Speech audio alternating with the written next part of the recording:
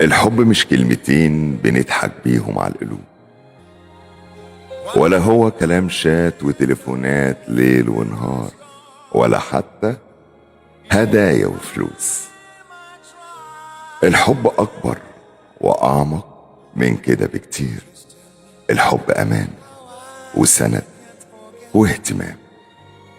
الحب مواقف لما بتعدي بيها بتخليك تتأكد يا إما إنك اخترت صح، واللي انت عايشه حب بجد، يا إما يعرفك إنك اخترت غلط، وإن اللي انت فيه وعايشه وهم وكدبة كبيرة انت مش واخد بالك منها.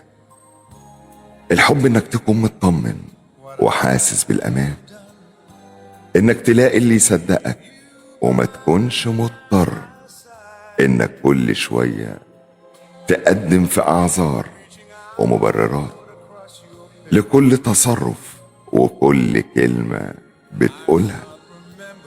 الحب احساس مفيش احلى ولا اجمل منه لما يكون مع الشخص الصح، انك تلاقي اللي يفهمك ويحس بيك من غير ما تتكلم، اللي يهون عليك ويتحملك في أسوأ ظروفك من غير ما يمل ولا يتعب، انك تتصرف بطبيعتك في كل شيء وفي كل وقت، تتكلم من غير ما تخاف انك تتفهم غلط، تضحك من قلبك، تبكي وتعيش لحظات ضعفك من غير ما تتكسف منه ولا تكون خايف انه يستغل ضعفك ده.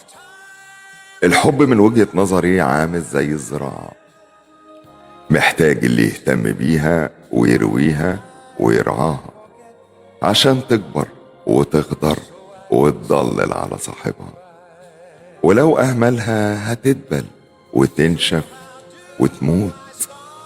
ربنا يرزقكم الحب الحقيقي الحلال، ويجعل من نصيبكم الناس الحلوة اللي قلوبها نظيفة، اللي بتعرف تحب بجد وتحافظ بجد على العهد.